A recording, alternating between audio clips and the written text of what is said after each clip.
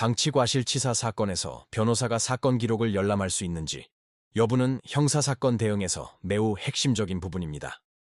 결론부터 말씀드리면 변호사가 선임된 경우에는 수사기관이나 법원에 신청하여 사건 기록 열람 및 복사를 진행할 수 있으며 이를 통해 현재까지 수집된 증거, 진술 내용, 수사 진행 방향을 확인할 수 있습니다.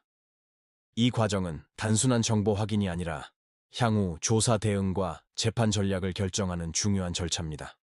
형사사건에서는 본인이 기억하는 내용과 실제 수사기관이 확보한 자료 사이에 차이가 있는 경우가 많습니다. 말이 안 나오죠. 본인은 그렇게 진술하지 않았다고 생각했는데 기록에는 다르게 정리되어 있는 경우도 실제로 발생합니다.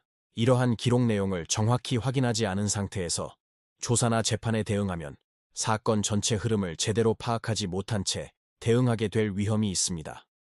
법률사무소 아신에서는 형사사건을 진행할 때 먼저 기록 열람을 통해 현재까지의 진술 구조, 제출된 증거, 수사기관의 판단 방향을 전체적으로 확인하는 과정부터 진행해 왔습니다. 이를 바탕으로 향후 조사에서 어떤 부분을 설명해야 하는지, 어떤 부분은 추가 자료를 통해 보완해야 하는지, 진술 방향을 어떻게 정리해야 하는지를 단계별로 준비해 왔습니다. 이러한 과정은 단순한 서류 확인이 아니라 사건 대응의 출발점에 해당합니다. 또한 형사사건은 이후 민사 손해배상이나 합의 절차로 이어지는 경우가 많기 때문에 기록 내용을 기준으로 책임 범위와 향후 분쟁 가능성까지 함께 검토해 왔습니다. 2009년 사법연수원 입소 이후 형성된 실무 경험과 2014년 개소 이후 이어진 사건 처리 과정에서도 기록 열람을 기반으로 사건을 분석하고 대응 방향을 정리하는 방식으로 진행해 왔습니다. 기록을 정확히 확인하는 과정이 있어야 이후 조사, 합의, 재판까지 전체 흐름을 안정적으로 관리할 수 있습니다.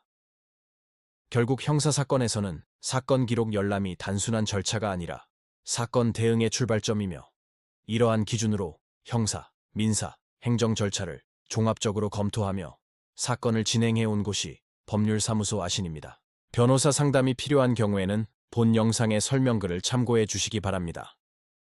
구독과 좋아요는 보다 꼼꼼한 법률 상담에 도움이 됩니다.